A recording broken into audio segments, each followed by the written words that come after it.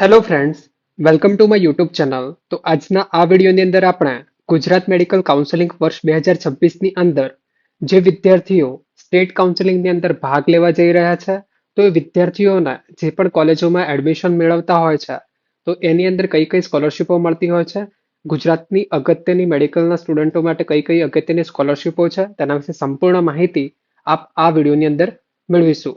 તો સૌથી પ્રથમ વાત કરીએ તો ગુજરાતના મેડિકલના વિદ્યાર્થીઓને મળતી અગત્યની શિષ્યવૃત્તિઓ કઈ કઈ છે. તો સૌથી પ્રથમ MYSY એટલે કે મુખ્યમંત્રી યુવા સ્વાવલંબન યોજના. ત્યારબાદ કન્યા કેળવણી સ્કોલરશિપ યોજના એ માત્ર ને માત્ર જે વિદ્યાર્થીનીઓ એટલે કે જે ગર્લ વિદ્યાર્થીનીઓ છે એ માત્ર MBBS ની અંદર એડમિશન મેળવે છે અને GMRS એટલે કે અર્ધ સરકારી મેડિકલ કોલેજોની અંદર અથવા તો પ્રાઇવેટ મેડિકલ કોલેજોની અંદર એડમિશન મેળવે છે એ વિદ્યાર્થીઓને માત્ર ને માત્ર કન્યા કેળવણી સ્કોલરશિપનો લાભ મળતો હોય છે. ત્યારબાદ CMSS એટલે કે માન્ય મુખ્યમંત્રી શિષ્યવૃત્તિ યોજના.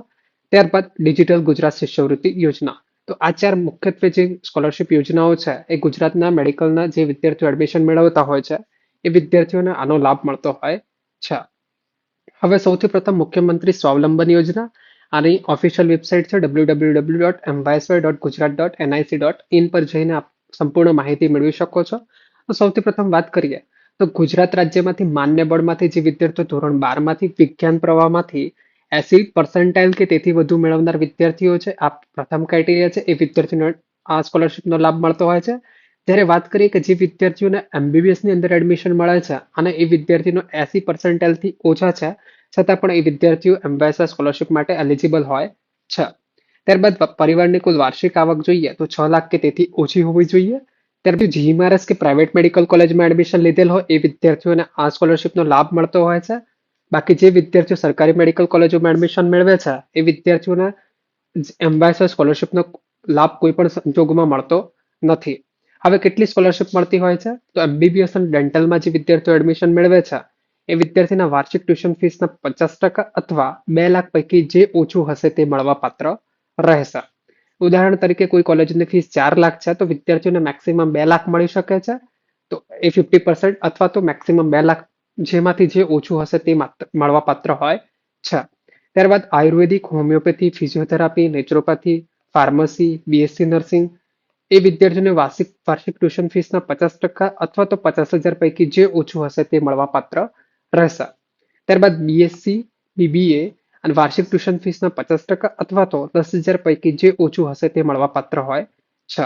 હવે જે વિદ્યાર્થી ફેલ થશે અથવા તો 50% કરતા ઓછા માર્ક્સ આવશે તો તે સેમેસ્ટરમાં એ વિદ્યાર્થીને MYSY નો કોઈ પણ સંજોગોમાં લાભ મળતો નથી. તેને આપ ખાસ નોંધ લેવાની રહેશે. સત્રની શરૂઆતમાં આપણે ટ્યુશન ફીસ જાતે ભરવાની રહેશે અને ત્યારબાદ જ્યારે અરજી કરવાની તારીખ જાહેર કરવામાં આવે ત્યારે ફોર્મ ભરવાનું રહેશે. ત્યારબાદ હેલ્પ સેન્ટર પર જઈને ડોક્યુમેન્ટ વેરિફિકેશન કરાવવાના રહેશે અને ત્યારબાદ 1 માસની અંદર અથવા તો મેક્સિમમ 45 થી 60 દિવસની અંદર વિદ્યાર્થીના ખાતાની અંદર જે પણ બેંક ડિટેલ્સ આપી છે એની અંદર DBT એટલે કે ડાયરેક્ટ બેંક ટ્રાન્સફરથી તમારી સ્કોલરશિપ જમા કરવામાં આવતી હોય છે. હવે ત્યારબાદ બીજી સ્કોલરશિપ યોજના એટલે કે કન્યા કેળવણી નિધિ યોજના માત્ર MBBS ના વિદ્યાર્થીઓને માટે હોય છે. 50% ટ્યુશન ફીસની સહાય એટલે કે MYSY થી તમને 2 લાખ દર વર્ષે મળતા હોય છે અને બાકીની 50% ટ્યુશન ફીસની સહાય એટલે કે કુલ 6 લાખ મેક્સિમમ આપને જો MBBS ની અંદર એડમિશન મેળવો છો તો મેક્સિમમ MYSY પ્લસ CMS થઈને તમને 6 લાખ પ્રતિ વર્ષ મળવા પાત્ર હોય છે. માત્ર એના માટે કન્યા કેળવણી માટે કોઈ પણ અલગથી તમારે અરજી ફોર્મ કરવાની જરૂર નથી. જો તમે MYSY સ્કોલરશિપ માટે એલિજિબલ છો તો you are indirectly eligible four CMS કન્યા કેળવણી સ્કોલરશિપ માટે પણ એલિજિબલ હોય છો. ત્યારબાદ જરૂરી ડોક્યુમેન્ટ્સ, આ બધી સ્કોલરશિપ માટે જરૂરી ડોક્યુમેન્ટ્સ કયા કયા છે તો સૌથી પ્રથમ વિદ્યાર્થીનું આધાર કાર્ડ, ત્યારબાદ ધોરણ 10 અને 12ની માર્કશીટ, ત્યારબાદ તમારું જે એડમિશન મળ્યું છે એડમિશન લેટર, ત્યારબાદ ટ્યુશન ફીસની પહોંચ અને હોસ્ટેલ ફીસની રસીદ, ત્યારબાદ તમારું સેલ્ફ ડિક્લેરેશન જે કોલેજમાંથી આપવામાં આવતું હોય છે, ત્યારબાદ તમારા પેરેન્ટ્સનું ITR અથવા વાલીનું આવકનું પ્રમાણપત્ર, ત્યારબાદ કોલેજના લેટર હેડ પર કોલેજ ડીન શ્રીનું તમારું પ્રમાણપત્ર આપવામાં આવશે, ઓરિજિનલ એ તમારે અપલોડ કરવાનું થતું હોય છે.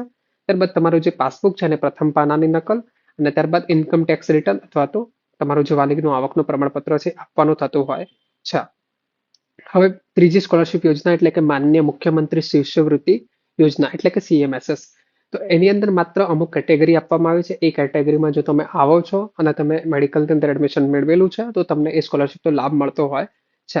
તો એની અંદર મેક્સિમમ આવક કેટલી હોવી જોઈએ તમારી તો 4 50,000થી ઓછી આવક હોવી જોઈએ અને નીચેની કેટેગરીમાં આવતા વિદ્યાર્થીઓ માટે મળતી હોય છે. તો રાજ્યના 50% ઓછી મહિલા સાક્ષરતા ધરાવતા 50 તાલુકામાંથી શાળાઓમાંથી ધોરણ 12 પરીક્ષા પાસ કરનાર વિદ્યાર્થીઓને મળતી હોય છે.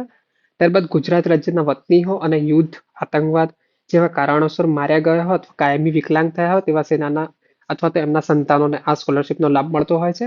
ત્યારબાદ જે વિદ્યાર્થીઓનું શ્રમિક કાર્ડ ધરાવતા વાલીઓના સંતાનો હોય છે એમને મળતું હોય છે.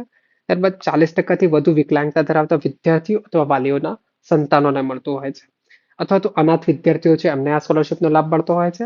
અને ત્યારબાદ ડિવોર્સી અથવા ત્યક્તા મહિલાઓના સંતાનોને સીએમએસએસ સ્કોલરશીપનો લાભ મળતો હોય છે. હવે આ સ્કોલરશીપ સીએમએસએસ સ્કોલરશીપ છે એ દર વર્ષે 2500 વિદ્યાર્થીઓને આનો લાભ મળતો હોય છે. એની અંદર 250 મેડિકલના વિદ્યાર્થીઓ, 250 પેરામેડિકલ અને 100 એટલે પીસીબી સાથે જે વિદ્યાર્થીઓ 12th કર્યું છે એ વિદ્યાર્થીઓને મળતું હોય છે. હવે એમબીબીએસ ટ્યુશન ફીસના 50% અથવા 5 લાખ પૈકી જે ઓછું હશે તે મળવાપાત્ર રહેશે. ત્યારબાદ બીડીએસ, બીએમએસ, બીએચએમએસ ની અંદર 50% અથવા તો 1 લાખ પૈકી જે ઓછું હશે તે મળવાપાત્ર રહેશે. બીએસસી ટ્યુશન ફીસના 50% અથવા 10,000 પૈકી જે ઓછું હશે તે મળવાપાત્ર રહેશે. તો જે વિદ્યાર્થીઓને એમવાયએસવાય મળે છે અને સાથે સીએમએસએસ પણ લાયક છે તો એ વિદ્યાર્થીઓને સીએમએસએસ નો લાભ લઈ શકે છે. એની અંદર જરૂરી ડોક્યુમેન્ટ્સ કયા કયા છે? તો શ્રમિક કાર્ડ છે. શ્રમિક કાર્ડ જો તમે એના હિસાબથી તમે જો સ્કોલરશીપનું ફોર્મ ભરો છો તો શ્રમિક કાર્ડ આપવાનું થતું હોય છે.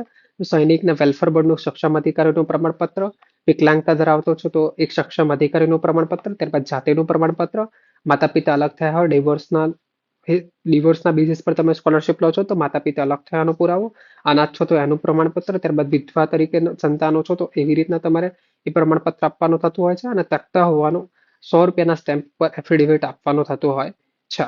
હવે વર્ષ 2025-26 ની અંદર જે વિદ્યાર્થી લાસ્ટ યર અમારા પેડ કાઉન્સિલિંગની અંદર જોઈન થયા હતા એ વિદ્યાર્થીઓના એડમિશનની અંદર કોઈ પણ સંજોગોમાં એમને મદદ કરવામાં આવી હતી. એ વિદ્યાર્થીઓની જે એડમિશનની પ્રોસેસ છે સરળ બનાવવામાં આવી હતી. તો એની અંદર ઘણા વિદ્યાર્થીઓને જે એડમિશન ચોઇસ ફિલિંગ કઈ રીતે કરવી એ નથી ખબર પડતી, રજિસ્ટ્રેશનની પ્રોસેસ કઈ રીતે કરવી, કયા રાઉન્ડની અંદર કઈ રીતે ચોઇસ ફિલિંગ કરવી, બધી જ માહિતી અમારી ટીમ દ્વારા સરળતાથી પ્રોવાઈડ કરવામાં આવી હતી. તો વર્ષ 2026ની અંદર જે વિદ્યાર્થીઓ અમારા પેઇડ કાઉન્સેલિંગને જોડાવા માંગે છે તો તેમને કયા કયા લાભો મળતા હોય છે? તો નીટ યુજી 2026 પેઇડ કાઉન્સેલિંગમાં જે વિદ્યાર્થીઓ જોઈન થવા માંગે છે એ વિદ્યાર્થીઓને કયા કયા લાભો મળશે? તો સૌથી પ્રથમ રજિસ્ટ્રેશનમાં સંપૂર્ણ મદદ કરવામાં આવશે. ત્યારબાદ ચોઇસ ફિલિંગ તમારા ગુજરાત રેન્ક મુજબ શ્રેષ્ઠ અને કોલેજની પસંદગી કરવામાં તમને મદદરૂપ થશે. ત્યારબાદ કોલેજ અપગ્રેડેશન કઈ રીતે કરવું, ત્યારબાદ ટ્યુશન ફીસ કઈ રીતે ભરવાની થશે, ઓનલાઈન ઓફલાઈન કઈ રીતે ભરવાની થશે, ત્યારબાદ જરૂરી ડોક્યુમેન્ટ્સ કયા કયા તમારે રેડી રાખવાના રહેશે, ત્યારબાદ કટ ઓફ વિશેની સંપૂર્ણ માહિતી. તો જે વિદ્યાર્થીઓ વર્ષ 2026ની અંદર સ્ટેટ કાઉન્સિલિંગની અંદર જોડાવા માંગે છે એ વિદ્યાર્થીઓ વધુ માહિતી માટે આપેલ નંબર પર સંપર્ક કરી શકે છે 81 41 43 23. હવે ગુજરાતની એક ચોથી સ્કોલરશીપ યોજના એટલે કે ડિજિટલ ગુજરાત સ્કોલરશીપ યોજના. જે વિદ્યાર્થીઓની આવક 3 લાખ અથવા જે વિદ્યાર્થીઓ ફ્રીશીપ કાર્ડ મેળવે છે એ વિદ્યાર્થીઓને આ સ્કોલરશીપનું ફોર્મ ભરવાનું થતું હોય છે. અરજી કરવાની રહેશે, ત્યારબાદ નહીં તો પૂરેપૂરી તમારી ટ્યુશન ફી ભરવાની થતી હોય છે. એટલે કે જે વિદ્યાર્થીઓને ફ્રીશીપ કાર્ડ મળતું હોય છે એ વિદ્યાર્થીઓ ફ્રીશીપ કાર્ડ મેળવ્યા બાદ કોલેજનું એડમિશન બાદ એ વિદ્યાર્થીઓએ શું કરવાનું થશે? ડિજિટલ ગુજરાત પર પોતાનું સ્કોલરશીપનું ફોર્મ ભરવાનું થતું હોય છે. એના બેઝિસ પર તમારી જે ટ્યુશન ફીસ છે એ માફ થતી હોય છે. ત્યારબાદ ઇન્સ્ટ્રુમેન્ટ સહાય આની અંદર આપવામાં આવતી હોય છે. મેક્સિમમ 15,000 જે ઇન્સ્ટ્રુમેન્ટ છે એ પ્રથમ વર્ષની અંદર આપવામાં આવતી હોય છે. સાથે સાથે હોસ્ટેલ ફૂડ બિલ છે 15,000 મેક્સિમમ દર વર્ષે આપવામાં આવતી હોય છે. તો આ હતી ગુજરાતની જે અગત્યની સ્કોલરશીપ યોજના જે મેડિકલના વિદ્યાર્થીઓને મળતી હોય છે તેના વિશે સંપૂર્ણ માહિતી આપવામાં આવી હતી. જો આ વિડીયો આપને પસંદ આવે છે તો પોતાના મિત્રો સાથે શેર કરવાનું ભૂલશો નહીં અને ચેનલને સબસ્ક્રાઇબ કરવાનું ભૂલશો નહીં. Thank you for watching till the and.